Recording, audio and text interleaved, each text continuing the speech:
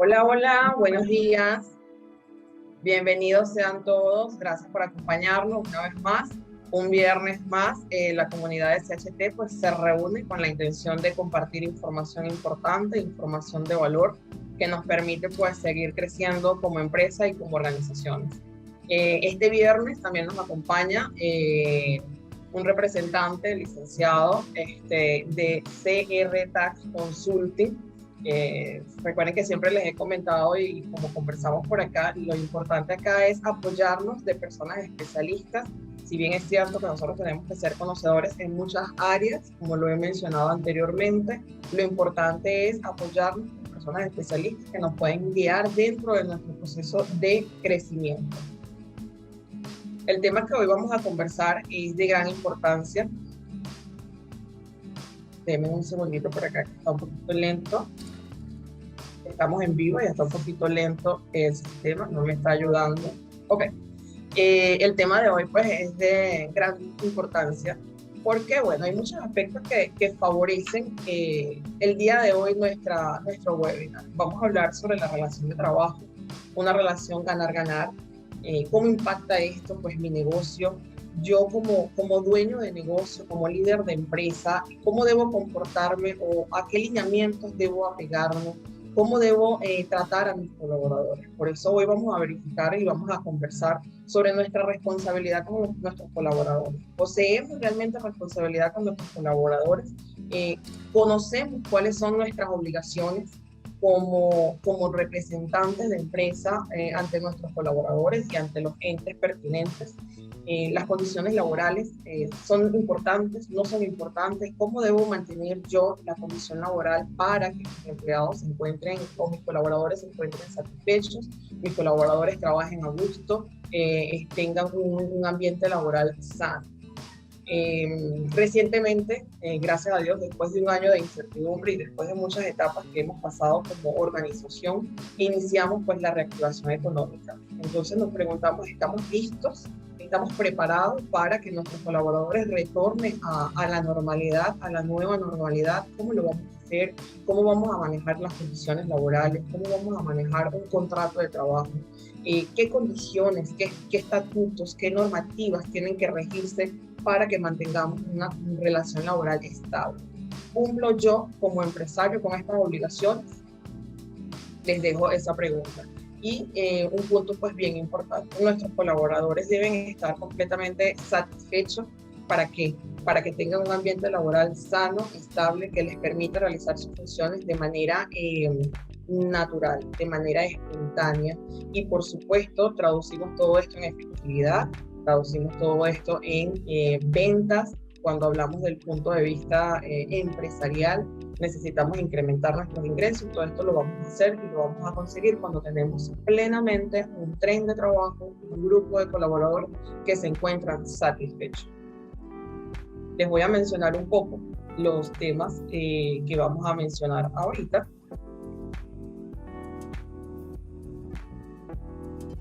Vamos a hablar sobre lo que es el contrato de trabajo, cuál es su definición, su ordenación jurídica y dependencia económica, el contrato de trabajo, cuáles son los requisitos, qué se debe cumplir, tipos de contrato de trabajo, existen diferentes tipos de contrato de trabajo, ¿lo sabías?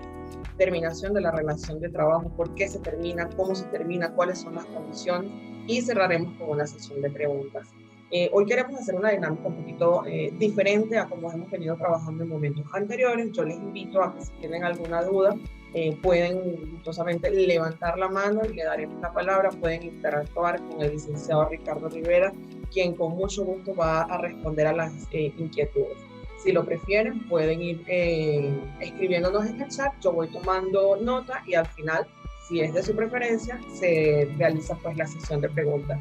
Recuerda que estamos en confianza, somos amigos, somos una comunidad y la intención es hacer un conversatorio que podamos compartir ideas e inclusive si ustedes tienen alguna experiencia que quieran comentarnos por acá, bienvenida sea porque eso nos permite crecer como equipo y como comunidad. ¿Okay?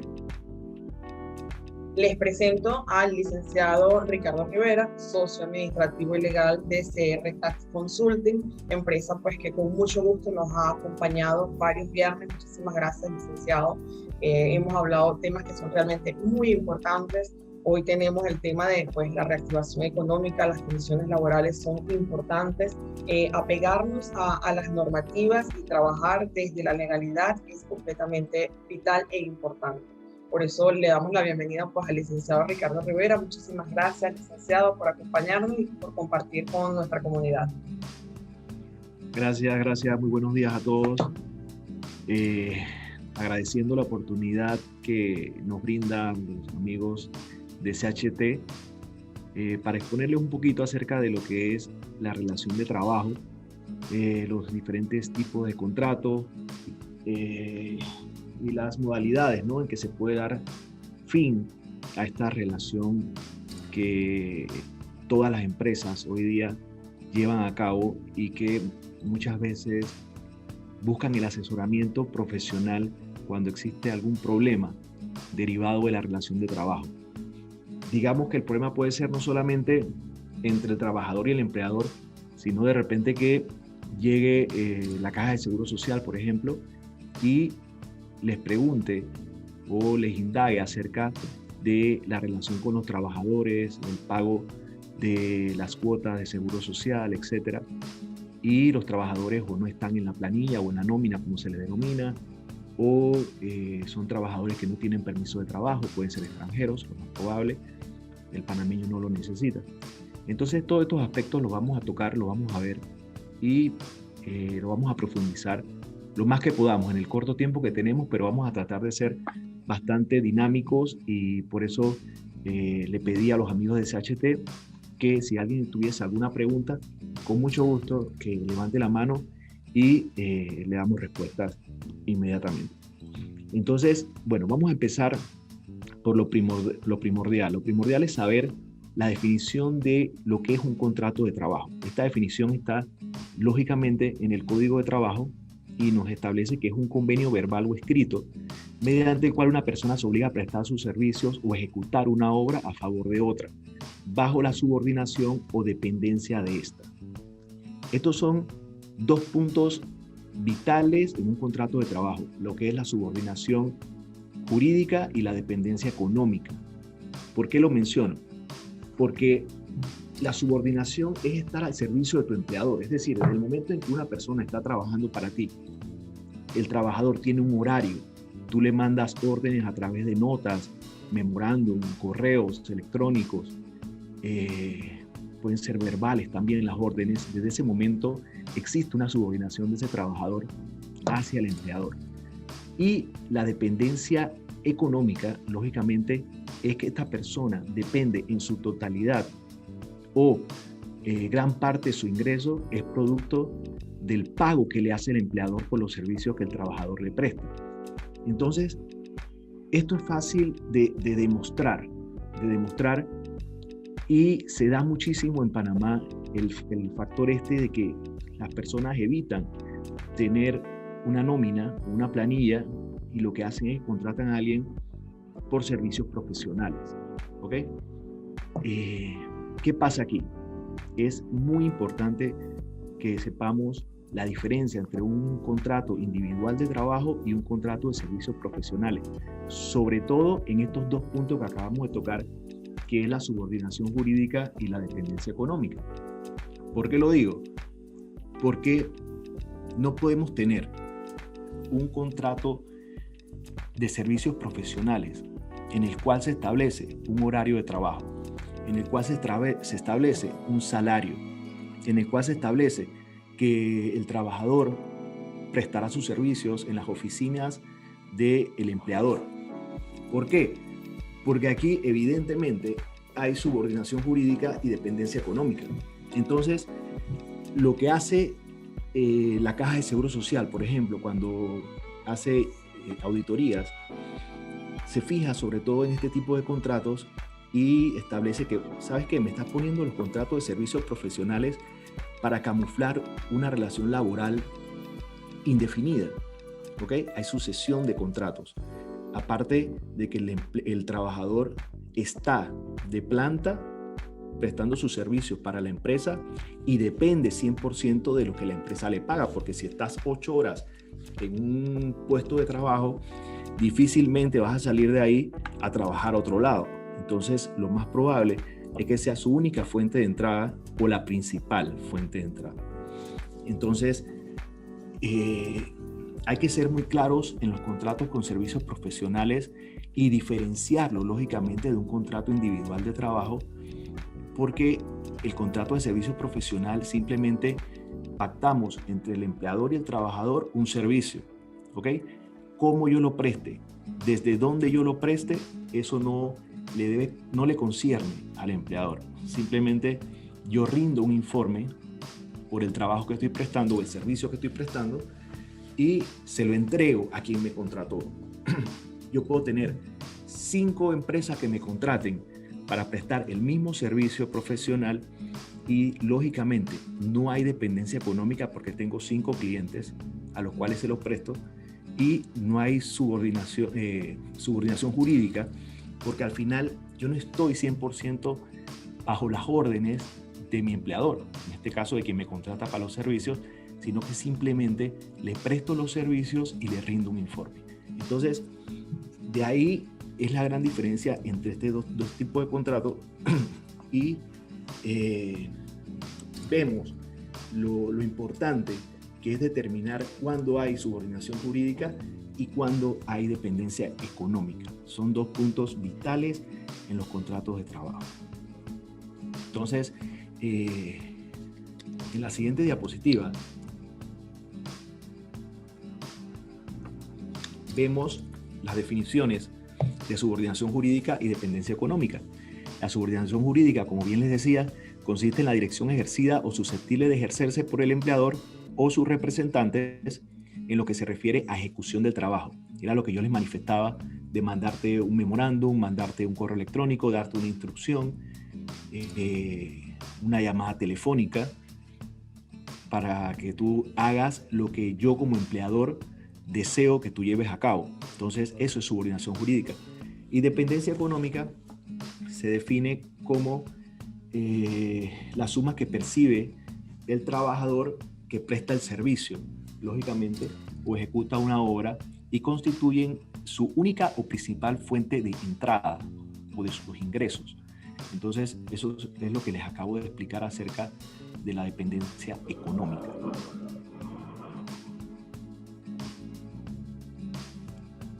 Ok, seguimos entonces. Si ya sabemos qué es el contrato de trabajo, vamos a ver cuáles son los requisitos que yo, como empleador, debo cumplir a la hora de elaborar un contrato de trabajo con un trabajador. Estos requisitos: nombre, nacionalidad, edad, sexo, estado civil, domicilio y número de cédula de las partes. Lógicamente que tenemos que pedirle esa información al trabajador y yo como empleador poner la del empleador. Si es una sociedad anónima la que contrata, entonces en vez de la cédula ponemos la cédula del representante legal, lógicamente, y sus datos, y ponemos los datos de inscripción, en este caso el folio de la empresa que está contratando. ¿Ok? Nombre de las personas que viven con el trabajador y las que dependen de él. Ojo, son 2 puntos diferentes. ¿Por qué? Porque en uno te piden quienes viven con el trabajador y quienes dependen del trabajador.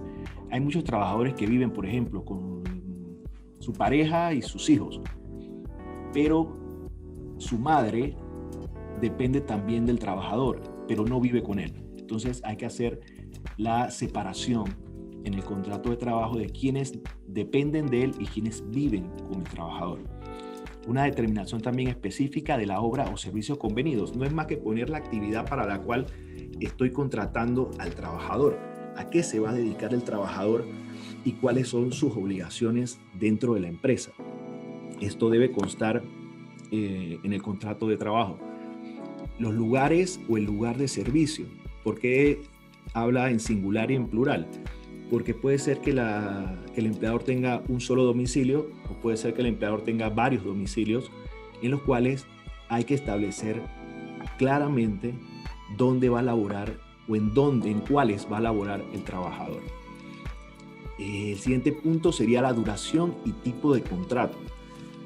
Duración, el periodo de tiempo que vamos a tener la relación laboral se determina y se establece dentro del contrato, y el tipo de contrato, si es un contrato por tiempo definido, si es un contrato por tiempo indefinido, si es un contrato por obra determinada. El salario, forma, día y lugar de pago. Esto también es muy importante. ¿Por qué lo digo? Porque el salario va a depender de la actividad que pongas arriba. Cuando hablábamos de determinación específica de la obra o servicios convenidos, recordemos que en Panamá existe un salario mínimo por ley. Y es más, ni siquiera por ley, la misma Constitución Política de la República de Panamá establece que debe haber un salario mínimo. Y la reglamentación de este artículo constitucional nos dice que el salario mínimo se revisa cada 2 años. Creo que el último ajuste de salario mínimo fue en el 2019, en diciembre del 2019. Tocaría 2021, en diciembre de este año, hacer un ajuste a el salario mínimo. Tenemos que tomar en cuenta también las condiciones en que estamos hoy día, tanto en nuestro país como en el mundo, y ver que de repente este año sea un poco difícil hacer un ajuste del salario mínimo. ¿Qué pasa? Cuando ustedes llevan el contrato de trabajo a sellar al Ministerio de Trabajo, ellos se van a fijar si la actividad que estás poniendo en el contrato de trabajo y el salario que le estás estableciendo al trabajador está dentro del salario mínimo para ese tipo de actividades. Si no, no te lo sellan. Entonces, tenemos que ser consecuentes entre la actividad que estamos poniendo y el salario que le estamos asignando al trabajador. Para ver qué más. Ok, ahí ponemos en la diapositiva que este salario mínimo es verificable con el aviso de operación. Claro, porque en el aviso de operación tienes que establecer lógicamente cuál es la actividad de la empresa, a qué se dedica. Entonces, y la ubicación. Recordemos que el salario mínimo también se establece por áreas. Entonces, no es lo mismo prestar un servicio en la ciudad de Panamá que prestarlo en Changuinola, en Boca del Toro. O sea, es el mismo servicio, pero no es el mismo salario. Entonces, eso para que lo tengamos en cuenta también. Lugar y fecha de celebración del contrato. Es muy importante al finalizar el contrato de trabajo, en la parte inferior, colocar siempre el lugar y la fecha en que estamos firmando el contrato. Es un requisito que establece la misma legislación y que tenemos que cumplir. Y finalmente, la firma de las partes o impresión de la huella a la persona que no puede firmar por algún problema físico o que no sabe escribir, tiene que poner entonces su huella digital. Hay un punto interesante y se lo señalo aquí con asterisco porque pasa muchísimo y esto está en la legislación. A falta de contrato escrito, se presumen ciertas las afirmaciones que el trabajador exprese sobre las condiciones de la relación laboral, siempre y cuando el empleador no aporte pruebas concretas de lo contrario. ¿Qué quiere decir esto? Si yo no tengo un contrato de trabajo firmado con el trabajador y el día de mañana salimos de pelea, como se dice comúnmente en Panamá, el trabajador me va a llevar al Ministerio de Trabajo, lo más probable. El ministerio nos va a citar y nos va a pedir una copia del contrato de trabajo y ya vamos a decir, ¿sabes qué? Es que no había contrato, fue un contrato verbal en el cual el trabajador está diciendo que tiene 6 meses trabajando con usted y que usted le paga $900 por mes. Entonces lo tiene que liquidar en base a lo que el trabajador está diciendo. Sin embargo, la realidad no era esa. Yo le pagaba al trabajador, por ejemplo, $600, no 900. Entonces yo tengo la carga de la prueba en este caso recae sobre el empleador, el cual debe demostrar con pruebas de que el salario que yo le pagaba al trabajador era de 600 y no de 900 como alega el trabajador. Entonces, vemos en este caso, lógicamente, que se presume cierto lo que dice el trabajador. Entonces, a los empleadores nos conviene redactar un contrato de trabajo en donde se establezcan las condiciones, el salario, etcétera, etcétera, etcétera, porque de lo contrario nos va a tocar al final probar cuánto le pagaba al trabajador y desde cuándo le pagaba. Entonces, estas son cositas que a veces desconocemos y que por exceso de confianza de repente contratamos personal y le decimos, no pasa nada, empieza para ver cómo te va y bueno, en 3 meses hablamos y vemos qué hacemos. Y la persona empieza a trabajar. Pero hay un dicho que dice que escoba nueva siempre barre bien. Entonces la persona empieza trabajando muy bien y después va perdiendo el entusiasmo por X o Y razón. Y cuando explota la relación laboral, se acaba, entonces nos dimos cuenta que no había contrato escrito, nos dimos cuenta que le pagábamos en efectivo, o sea que no tengo ni cómo demostrar que en realidad le pagaba $600, y tantas cosas que pueden pasar posterior a la ruptura de la relación. Entonces, cumplamos desde el inicio con todos estos requisitos, hagamos el contrato de trabajo con todos estos puntos y evitémonos un problema a futuro. Estos contratos son bastante sencillos y cualquier persona los puede llevar a cabo, los puede redactar, cumpliendo siempre con los puntos antes mencionados. Podemos, en la siguiente diapositiva, nos hablan de excepciones a la regla, o sea, cuando tú no estás obligado a tener un contrato de trabajo. Se habla de labores agrícolas o ganaderas en el campo, lógicamente. Lo que hemos tenido la oportunidad de estar en el campo o de servir a algún cliente que tiene trabajos agrícolas o ganaderos, sabemos que en el campo, si necesitas un peón, tú le dices al capitán de los peones, al capataz, al que tengas ahí, le dice, oye, consígueme a alguien, y ese va y se consigue un primo, un vecino y se lo trae a trabajar. Y empiezas mañana, pues te pago tanto, listo, perfecto. Así se acostumbra el trabajo en el campo y por eso la costumbre llevó a esto. El mismo código exceptúa estas labores, el servicio doméstico. El servicio doméstico también está exceptuado de este tipo de formalidades. Y recordemos que el servicio doméstico también tiene legislación especial al respecto en materia laboral.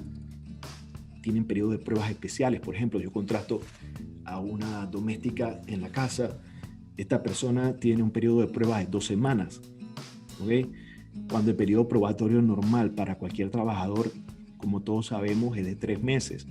Debe constar por escrito. En este caso, los periodos probatorios, cuando son de 3 meses, tienen que constar por escrito en el contrato de trabajo. Es decir, no se presume un periodo probatorio ni existe en la legislación un contrato por periodo probatorio. Existe una cláusula que la integras al contrato de trabajo y le pones periodo de pruebas de 3 meses. Y es la única forma de que lo puedas alegar y que puedas sacar a la persona cumplido los 3 meses o antes de los 3 meses sin causa justificada y sin responsabilidad alguna. Solamente tendrías que pagarle lo que son los derechos adquiridos. Pero si no está la cláusula, en este caso, tendrías que pagarle los derechos adquiridos, tendrías también que indemnizar a la persona porque estás cortando la relación laboral de repente sin justa causa y se te complica la existencia por no poner simplemente una cláusula de periodo probatorio. Entonces, las domésticas normalmente se contratan así también, como hablábamos del trabajador del campo. Las domésticas es por referencia. Tú le pides referencia a alguien, oye, estoy buscando así, yo tengo una muchacha. Te la mandan y la chica te trabaja en la casa. Entonces, se exceptúa también estos casos. Eso no quiere decir que yo no le pueda hacer un contrato a la doméstica. Claro que lo puedo hacer. Claro que le puedo hacer un contrato a las labores agrícolas o ganaderas. Otros exceptuados, como dice la diapositiva, trabajos accidentales u ocasionales que no excedan de 3 meses, no necesitan contrato. Obras determinadas cuyo valor no excedan los $200, tampoco necesitas contrato. Por ejemplo, se me dañó, por decir algo, una tubería en la casa y contrato a alguien que me la repare. Estos son obras que el señor me cobra $100 y no necesita un contrato. Entonces, está excepto de esta formalidad también. Y los servicios y obras que se contraten en poblaciones no mayores de 1.500 habitantes y cuyo costo no asciende a $5.000. ¿Okay? Entonces, estas son las excepciones a la regla general. Mi recomendación, siempre que puedan, tengan un contrato de trabajo firmado con el que les presta los servicios. Lógicamente, hay servicios como estos que están aquí. A mí el que más me llama la atención podría ser el de obras determinadas cuyo valor no excedan los $200. O sea, porque al final son cuestiones rápidas, ¿no? Que se hacen y listo, y que no son muy, muy costosas. Esa me parece que ponerse a hacer un contrato por eso no tenía mucho sentido. Pero las demás, miremoslos bien con lupa antes de tomar esa excepción, porque vuelvo y te digo, el hecho de que estén exceptuadas no quiere decir de que no podamos nosotros como empleadores redactar un contrato laboral con estas personas. En la siguiente diapositiva vamos a ver entonces lo que son los tipos de contrato. No hay ninguna pregunta hasta el momento.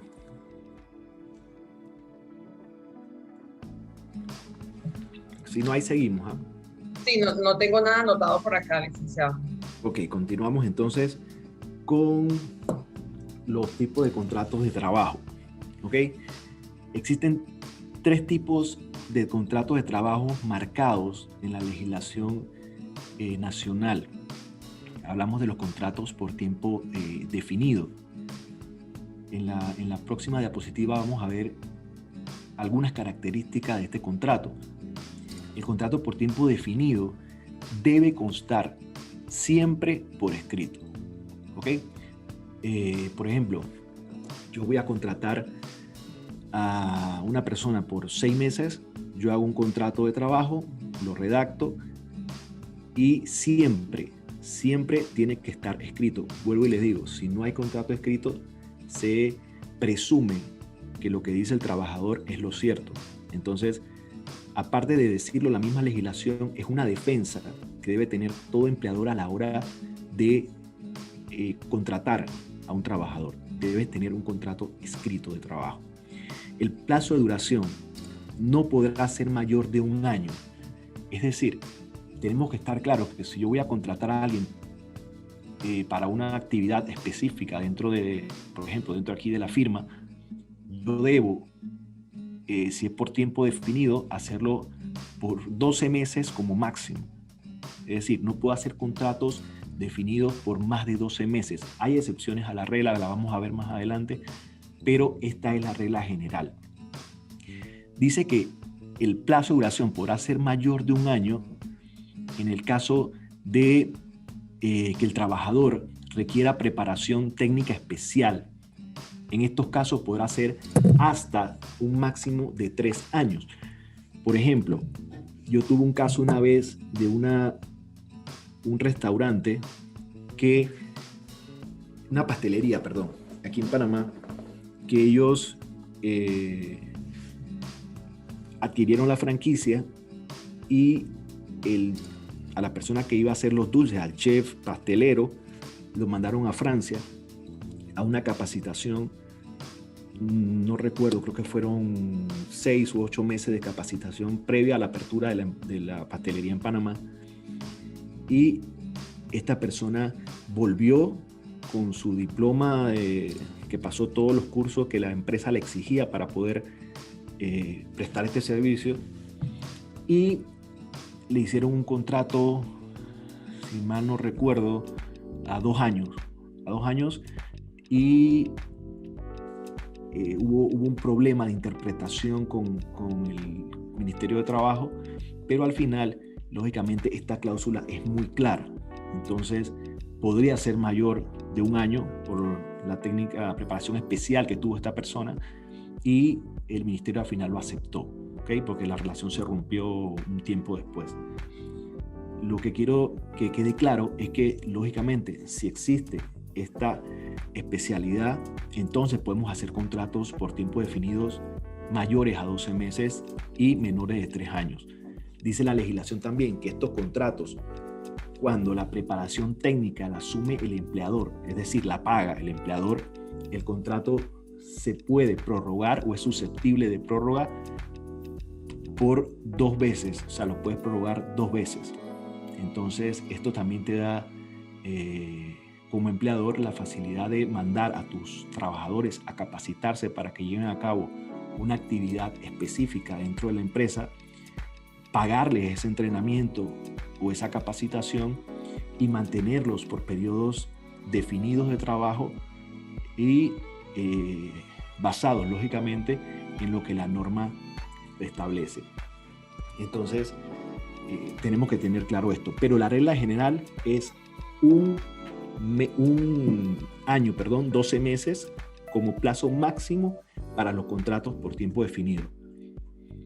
Creo que hay una pregunta.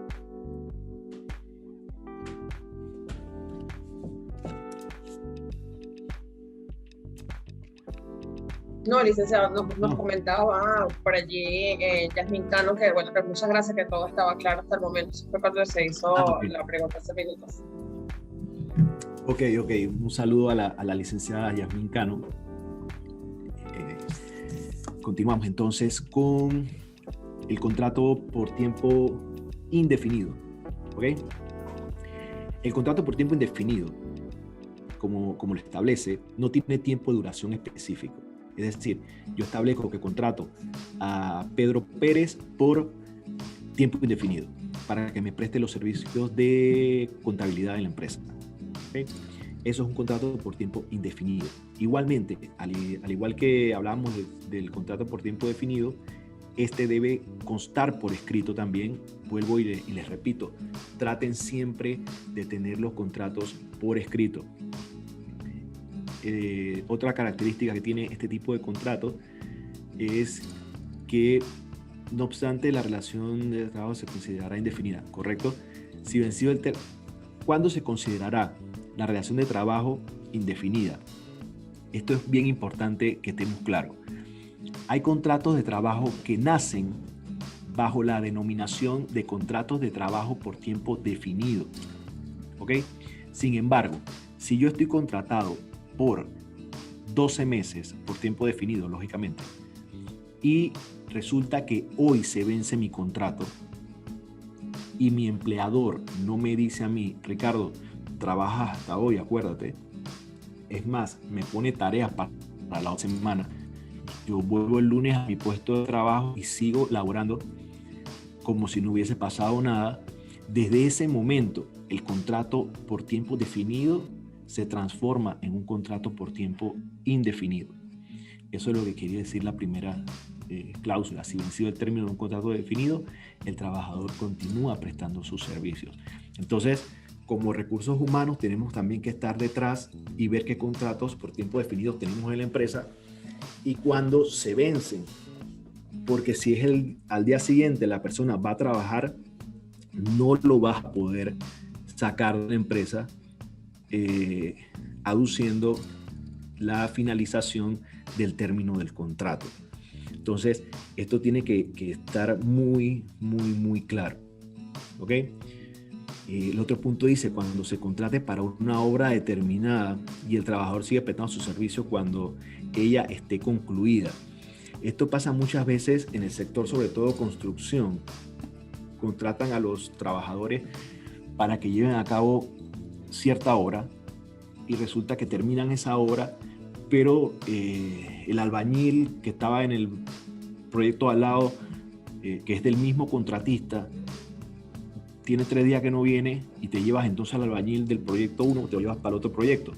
Entonces sigue trabajando contigo a pesar de que ya la obra terminó. Entonces, desde ese momento, sin darte cuenta, estás creando un contrato de trabajo por tiempo indefinido con todas las características y todas las responsabilidades que el mismo amerita.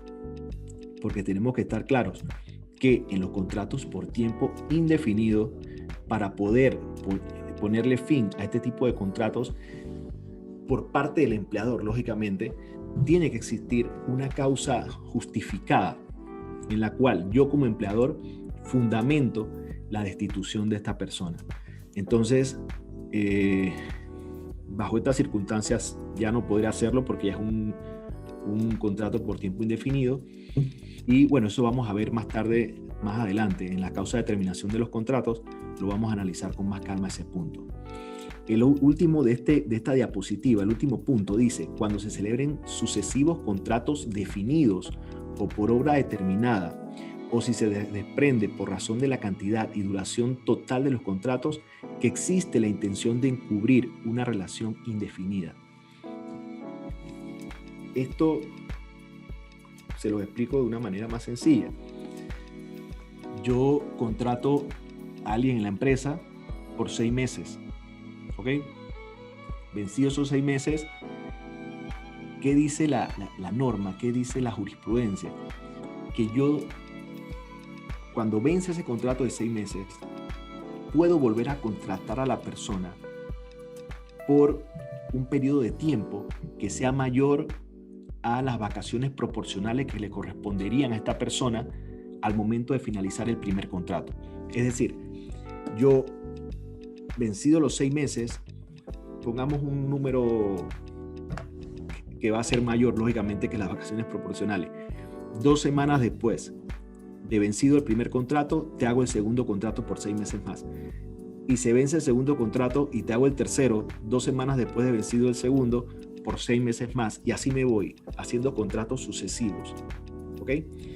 Esto, la doctrina en diferentes fallos de los tribunales de trabajo ha establecido que estás encubriendo una relación indefinida.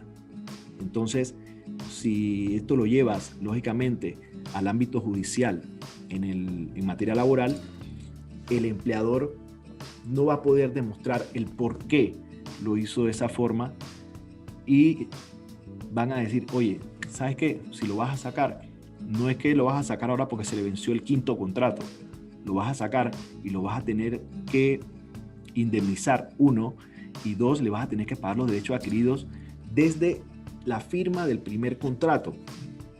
Entonces, lo que busca esta norma es evitar que el empleador utilice los contratos por tiempo definido para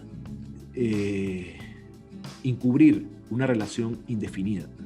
Entonces tenemos que estar claros de que no podemos hacer ese tipo de contratos sucesivos porque estamos violentando la normativa laboral. Entonces, esto lo tenemos que tener bastante claro a la hora de contratar a una persona por tiempo definido. Vuelvo y repito. Y el último tipo de contratos es el contrato por obra determinada.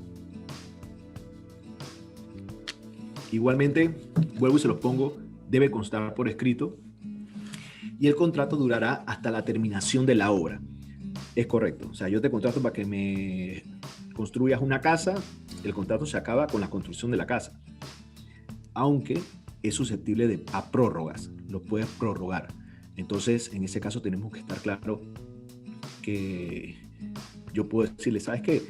Bueno, ya me hiciste la casa, pero vamos a hacer una prórroga del contrato para que me hagas otra obra detrás de la casa, qué sé yo, alguna obra adicional. Así que es susceptible de prórroga el contrato por obra determinada. Es muy sencillo, ahí también lo vemos, es para realizar simplemente una obra, como bien lo dice el término con el cual se le denomina a este tipo de contratos. Entonces, estos son, en conclusión, los 3 contratos que establece la legislación panameña en materia laboral y que debemos siempre tener presentes con sus características y basarnos en lo que dice la norma a la hora de contratar a un trabajador bajo cualquiera denominación de este tipo de contratos. Entonces, si hacemos eso, créanme, no van a tener ningún problema con el trabajador ni con el Ministerio de Trabajo a la hora de poner fin a la relación laboral. Licenciado. Entonces, sí, dígame.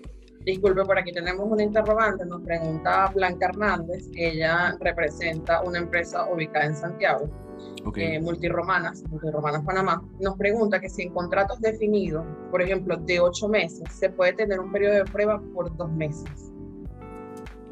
En un contrato definido por 8 de meses. 8 meses. El contrato puede ser de 8 meses sin ningún problema.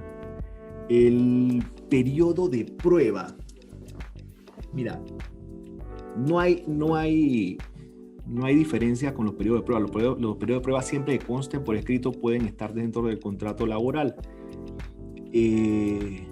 Entonces, siempre y cuando ella establezca la cláusula de el periodo de prueba, no hay ningún problema. Ahora bien, por el tiempo que ella está diciendo de 2 meses, no se podría. La legislación en ese caso es bastante clara cuando establece los periodos probatorios. Entonces, habría que mantenerse dentro de lo que establece la legislación. No podrías establecer un periodo probatorio especial, porque si no, imagínese, todo el que va a redactar un contrato dice, bueno, voy a hacer un periodo probatorio de 3 semanas. Entonces, la legislación es clara cuando establece los periodos probatorios. Entonces, tendría que centrarse en lo que establece la norma. Ok. Sí. Por acá tenemos otra consulta, nos pregunta Héctor Manuel Sánchez. ¿Cuál sería el tiempo recomendable para hacer nuevamente un contrato y que no se tome como encubrimiento de contrato indefinido?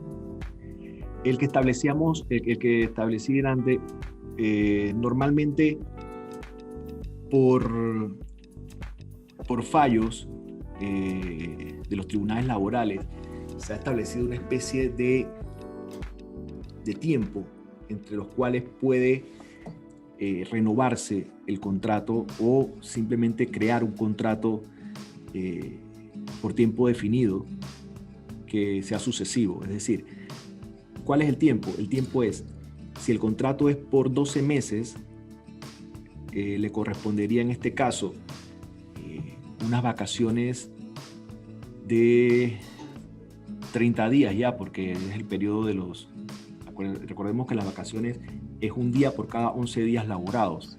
Entonces, yo en ese caso de 12 meses tendría que darle un plazo mínimo de 1 mes para poder contratarlo nuevamente y que no se entienda como una sucesión de contratos. ¿Ok? Entonces, es siempre las vacaciones, el término de vacaciones. Por eso yo ponía antes el ejemplo de los 6 meses.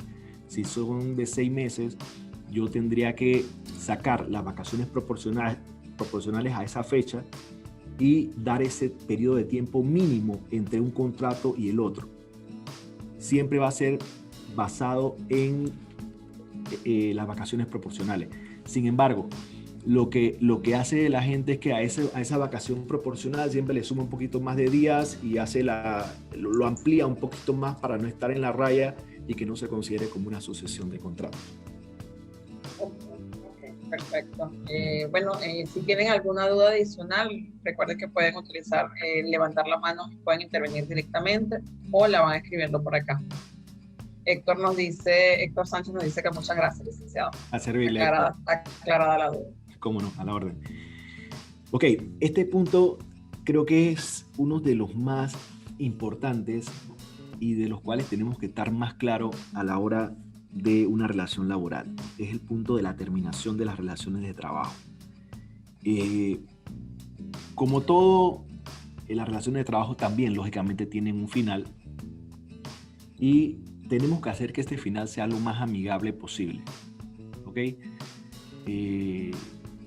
Tanto para la paz de la empresa como para la paz de tus colaboradores. ¿Por qué lo menciono? Porque al final sacar a una persona de la empresa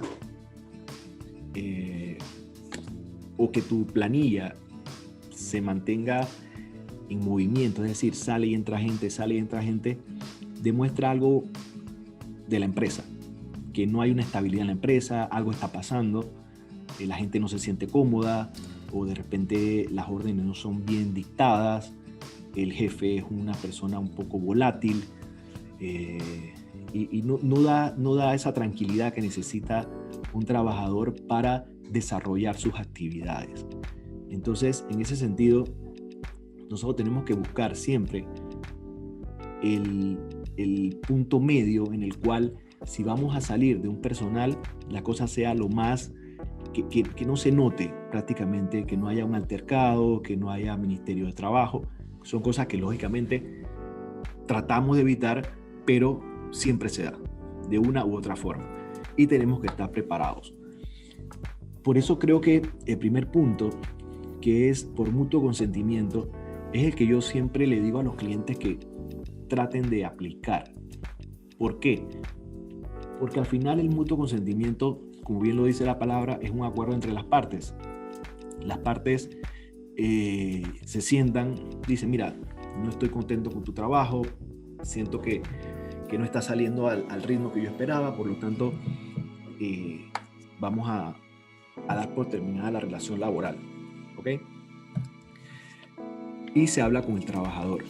En estos casos siempre se lleva una negociación, mira, te voy a pagar lógicamente los derechos adquiridos. Los derechos adquiridos nunca se pueden dejar de pagar, independientemente de cuál sea la causa de terminación.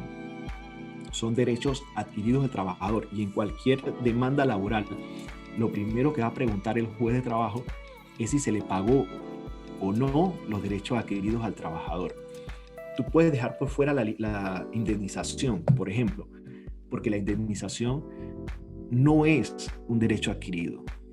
Ya doctrinalmente, por fallos de los tribunales laborales, de la Corte, se ha establecido que la liquidación no es un derecho adquirido. Los derechos adquiridos, como todos sabemos, vacaciones proporcionales, prima de antigüedad, 13º mes proporcional, estos son los derechos adquiridos, pero la liquidación no lo es. ¿Qué es lo interesante del mutuo acuerdo? Lo interesante es, primero, pones fin a la relación. Segundo, no hay una indemnización, pero esta indemnización se puede negociar con el trabajador. O sea, no te tienes que ir a la tabla de indemnización que establece el Código de Trabajo. Si el trabajador en el mutuo acuerdo te acepta una indemnización por un balboa, por $1, y firma el mutuo acuerdo, su indemnización es $1, ¿ok? Y caso cerrado. Ahí no hay de otra. Entonces, siempre traten como empleadores de llegar a un acuerdo o de un mutuo consentimiento con el trabajador.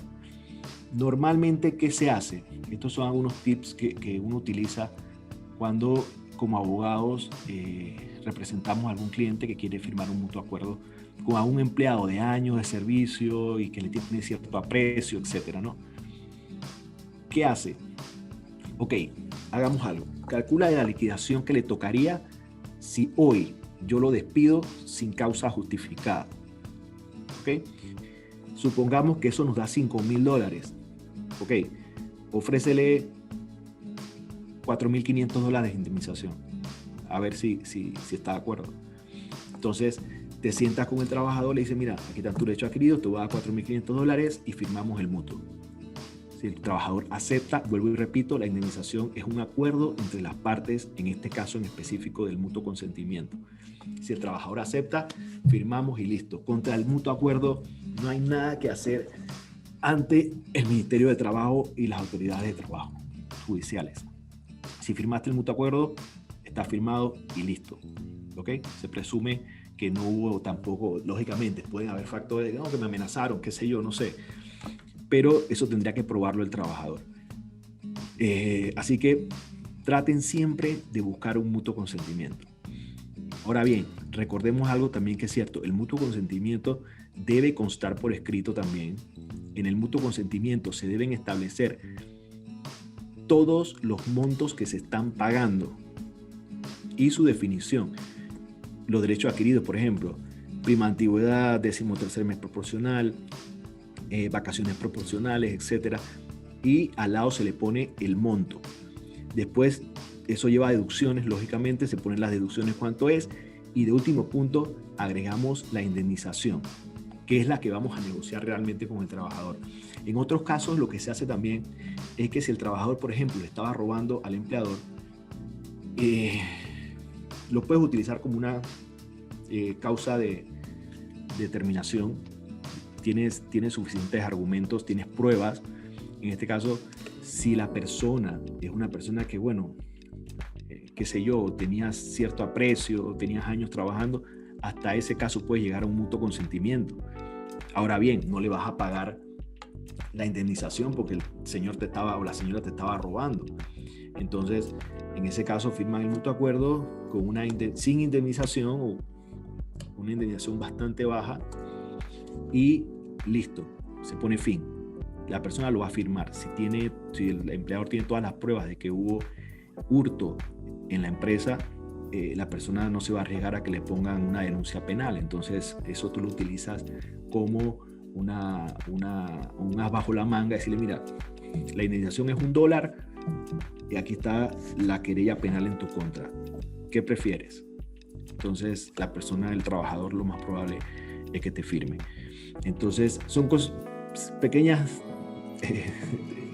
tips que a veces uno utiliza y le recomienda al empleador que los lleve a cabo para poner fin a la relación laboral.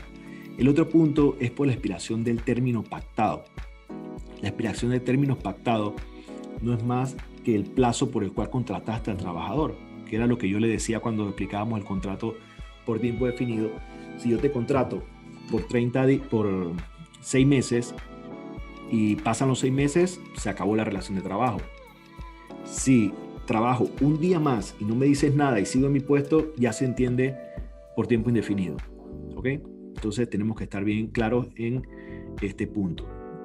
¿Qué pasa, por ejemplo, que se da muchísimo en los contratos por tiempo definido y la expiración del término pactado? Que la trabajadora sale embarazada. La contratas por 6 meses y a los 3 meses la trabajadora está embarazada. Entonces,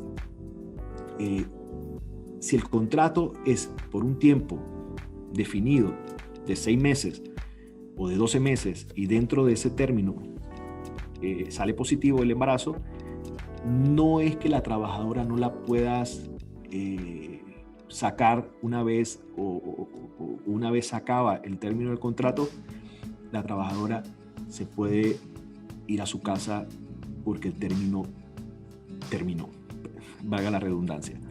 Entonces, esto no quiere decir que tenga fuero, que pueda seguir trabajando porque está embarazada. No. Este es un contrato por tiempo definido. Si salió embarazada, trabaja hasta que se le acabe el contrato y listo, ¿sí? Entonces, para que estemos claros en este tipo de preguntas que a veces se dan muchísimo en las relaciones laborales y tenemos que estar claros en que esto es un contrato por tiempo definido.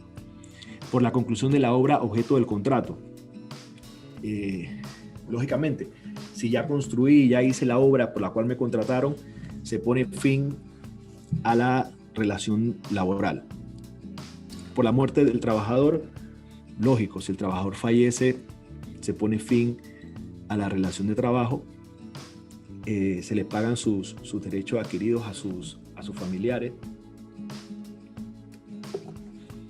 y listo, no se puede hacer más nada. Por la muerte del empleador, cuando el empleador lógicamente es una persona natural, está de más decirlo que se queda sin una de las partes, sin la parte que paga, entonces lastimosamente en ese caso termina la relación de trabajo también. Y ahora viene despido justificado. Por el despido justificado, recordemos siempre, cuando yo voy a destituir a alguien por causa justificada, esa causa justificada tiene que tener características. 1, la causa justificada tiene que haber sucedido hace menos de 2 meses contados desde la fecha en que lo voy a destituir. Es decir, si yo voy a sacar al trabajador el día de mañana, que es 15, la causa que estoy utilizando debió ocurrir a más tardar el 15 de marzo. Es decir, tiene que haber ocurrido entre el 15 de marzo y el 15 de mayo para poder utilizarla como causa justificada de trabajo. Es decir, las causas van expirando con el tiempo. Entonces tenemos que estar claros en eso. Eso es un punto. El segundo punto, ¿cuál es? Importantísimo. La carga de la prueba recae sobre el empleador. Es decir, si yo voy a sacar a alguien por faltar el respeto a uno de los jefes, ¿ok? Tengo que cumplir con esas dos características que acabo de decir. ¿Cómo pruebo que me faltó el respeto? Ok, una prueba testimonial por parte del ofendido, pero el trabajador dice que no, que él nunca le dijo eso. Entonces es la palabra del ofendido contra la del trabajador. Entonces deberías tener por lo menos a otro trabajador que hubiese escuchado algunos improperios en contra del jefe por parte de esta persona que está siendo señalada. O si la persona hurtó una computadora de las oficinas o de la empresa, deberíamos tener por lo menos una cámara, una grabación del momento en que la persona se toma la máquina y se la lleva de las oficinas sin la autorización previa por parte del empleador. Entonces, esto es muy importante porque muchas empresas alegan un despido justificado y a la hora de probar no tienes las pruebas que necesitas para poder demostrar que es un despido justificado. Y lógicamente, si el despido es justificado, no hay indemnización. Recordemos que todo esto se basa en dinero. Al final, ¿dónde está el dinero? En la indemnización. En la mayoría de los casos, cuando son muchos años laborables, el dinero está en la indemnización, no en los derechos adquiridos. Entonces, siempre, cuando saquemos a alguien de la empresa por causa justificada, tenemos que tener las pruebas y tenemos que pagarle los derechos adquiridos.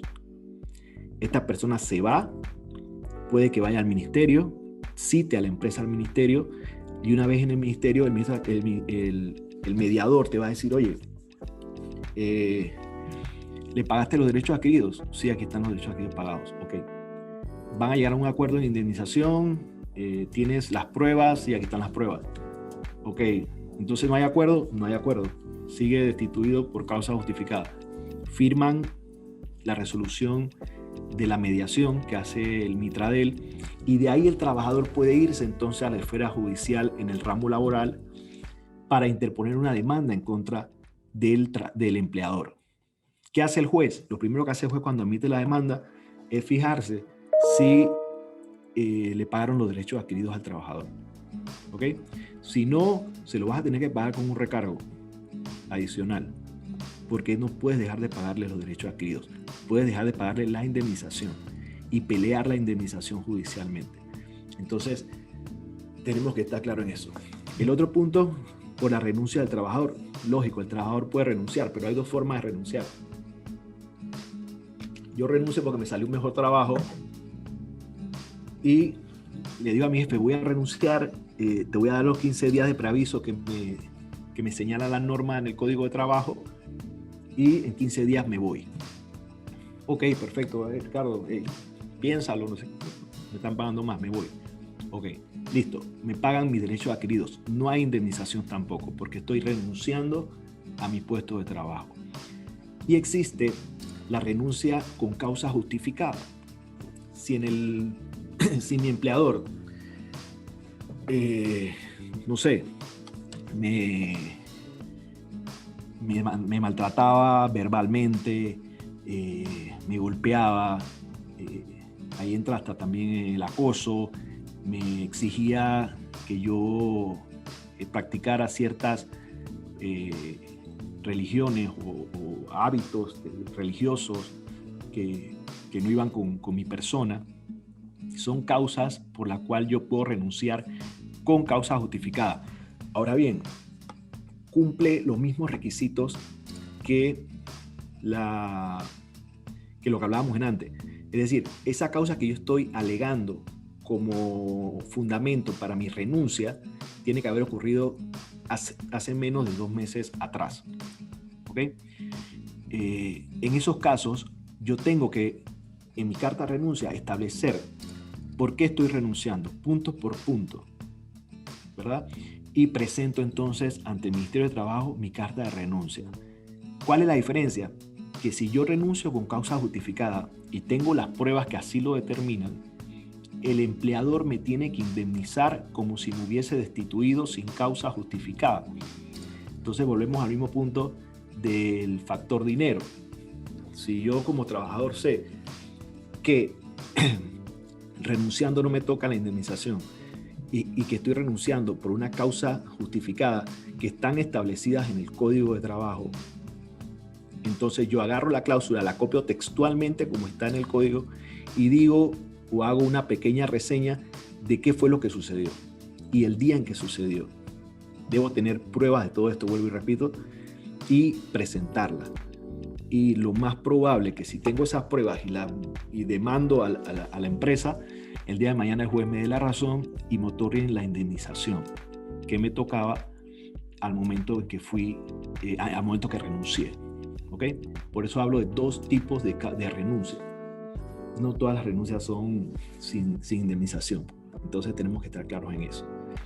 Y la otra, por decisión unilateral del empleador.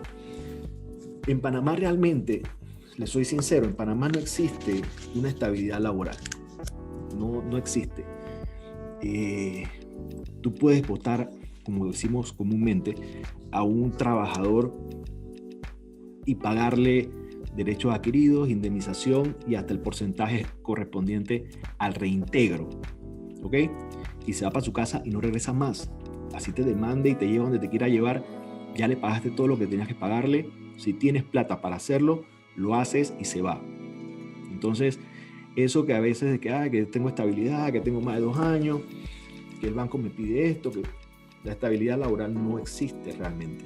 O sea, existe en la doctrina, en lo que quieran decir, pero cuando te vas a la práctica, no hay una estabilidad laboral. Tú puedes tener 10 años trabajando conmigo y si yo tengo el dinero para sacarte de la empresa, te lo pago y te vas. Entonces, eso no es realmente una estabilidad laboral. Así que si el empleador toma esa decisión, te puede sacar pagándote lógicamente lo que te corresponde en derechos adquiridos, indemnizaciones, hasta el reintegro, como les decía, se lo pago. Y el día de mañana si me fallan en contra, hasta el reintegro está pago. Entonces, lastimosamente es así, o por lo menos yo lo veo de esa forma. Y en caso tal de que, por ejemplo, no tenga el dinero para poner fin a la relación laboral, entonces tengo que ver cómo lo hago. ¿Ok? Ya hemos hablado del mutuo consentimiento en el primer punto. Supongamos que son contratos por tiempo indefinido. Hay excepciones. Muchos conocen lo que es, le llaman el 212, que es que la persona tiene menos de 2 años en el puesto, independientemente que sea indefinido. Yo te puedo sacar dándote un preaviso y pagándote el preaviso. Entonces, el tener un contrato indefinido tampoco es garantía de nada. Así que creo que estas son las causas que nos dan que nos da el código para dar por terminada la relación laboral y que nosotros debemos entonces analizar y ver cuándo las aplicamos, cuándo no las aplicamos, cómo hacemos, pero mi recomendación siempre, traten de tener todo documentado. Vuelvo y les digo, como empleadores, como empresas, las causas justificadas de despido a un trabajador tenemos que probarlas, entonces tenemos que tener esas pruebas. No cumplió la orden, sí, pero ¿dónde le diste la orden? No, que yo iba saliendo del baño y él iba entrando y yo le dije que hiciera eso y no lo hizo. ¿Y eso cómo lo vas a probar? ¿Ok? Mándenlo por correo electrónico, dejen las instrucciones por escrito. Todo lo que manden a hacer tienen que documentarlo, ¿ok? Para poder tomarlo como prueba el día de mañana. Pongan cámaras en la empresa, si es una empresa que se dedica a la compraventa de productos, pongan cámaras por todas partes y fíjense siempre si el trabajador se está llevando algo, puede ser que se esté llevando algo. van a decir que estoy hablando desde el punto de vista del empleador, pero es que nosotros siempre damos la charla asesorando a empresas.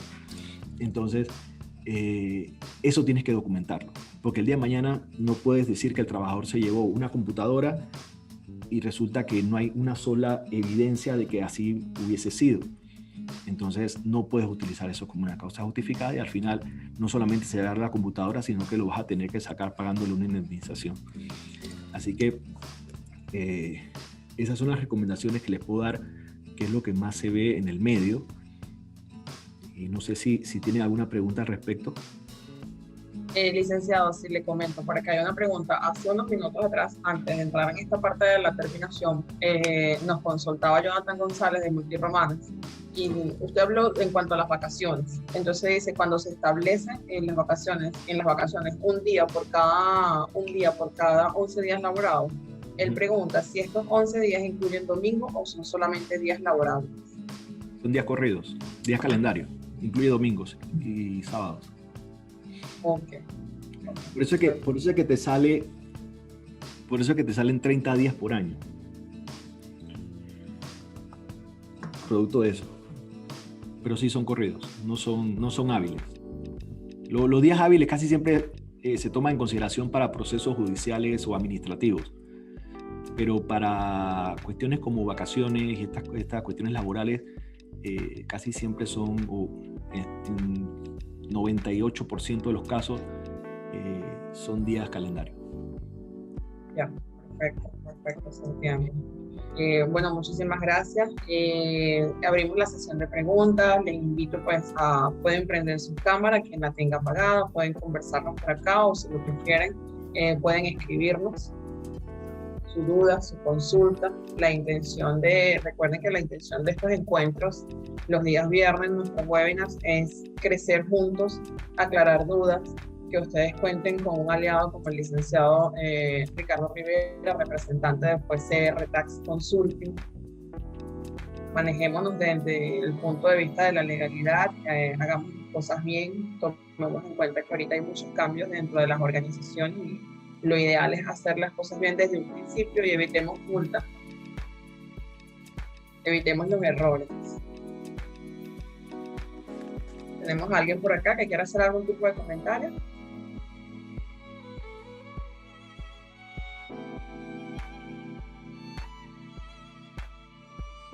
Bueno, me parece que no, licenciado. Creo que todo quedó claro. Nosotros de parte de CHT Consulting le damos las gracias pues, por acompañarnos, por su disposición a transmitirnos este conocimiento de gran valor el día de hoy. Muchísimas gracias a usted y a la empresa, a la firma que usted representa. No hay de qué, agradecido con ustedes nuevamente y quedamos a la orden por cualquier consulta que les haya quedado en el tintero. Con mucho gusto nos pueden contactar no sé si apareció por ahí mi correo electrónico. Si no lo tienen, lo pueden apuntar, ricardo@rctaxconsulting.com. Me pueden hacer la consulta que deseen sin ningún compromiso y estamos para servirles. Perfecto, muchísimas gracias, licenciado. Buenas tardes a todos, cuídense. Feliz tarde. Bueno, señores, estimados grupos, nuestra comunidad, muchísimas gracias por acompañarnos este viernes. No nos queremos despedir sin antes mencionarles que el día 11 de junio ya tenemos la nueva fecha para nuestro próximo encuentro. El día 11 de junio vamos a conversar sobre el rol de las fintech en la reactivación económica. Punto bien importante, qué vamos a hacer, cómo lo vamos a hacer, cómo nos podemos estructurar. Vamos a contar con el acompañamiento de nuestros aliados de Forteza, la primera plataforma de inversión de Panamá. Vamos a unir, vamos a obtener conocimientos bien importantes, cómo vamos a unir nuestras finanzas con la tecnología. Recuerden que vamos de la mano, crecemos juntos y lo importante por acá es que a través de la reactivación económica podamos lograr nuestro objetivo y cómo lo vamos a hacer. Entonces, si bien es cierto que las finanzas pudieron en determinado momento estar afectadas, a través de este webinar vamos a obtener tips, vamos a saber qué hacer, vamos a saber quiénes van a ser nuestros aliados. Así que los invitamos, recuerden, el 11 de junio, ¿ok? Nos vamos a ver a las 11 de la mañana. Por nuestras redes y por nuestro canal le vamos a ir compartiendo cuál va a ser nuestro enlace. Los invito una vez más para quienes todavía no forman parte de la comunidad de CHT en Telegram. Acá les compartimos cuál es el link de acceso. Igualmente le damos las gracias a los nuevos miembros de nuestra comunidad. Vamos creciendo paso a paso, vamos fortaleciendo nuestra comunidad.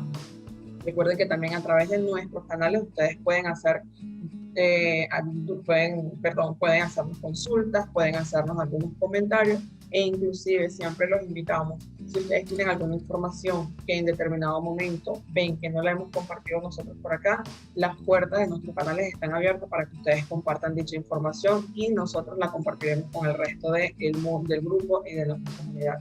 Muchísimas gracias, que tengan feliz viernes, feliz descanso. Recuerden que juntos sumamos más. Acá les dejamos tenemos presencia en múltiples canales. Estamos en Facebook, tenemos nuestro WhatsApp Business, estamos en LinkedIn. Vamos creciendo poco a poco. Estamos presentes en Instagram, en YouTube. Compartimos siempre. En los próximos días vamos a compartir este video de este webinar tan interesante. Si ustedes desean, pueden consultar los webinars anteriores. Hemos hablado de ventas, hemos hablado de importancia de CRM, hemos conversado de los aspectos legales, hemos hablado de aspectos legales como la DGI, contabilidad, cómo mantener una contabilidad sana, qué hacer, qué no hacer. Así que bueno, muchísimas gracias, feliz viernes y nos despedimos entonces. Gracias por acompañarnos. Hasta luego.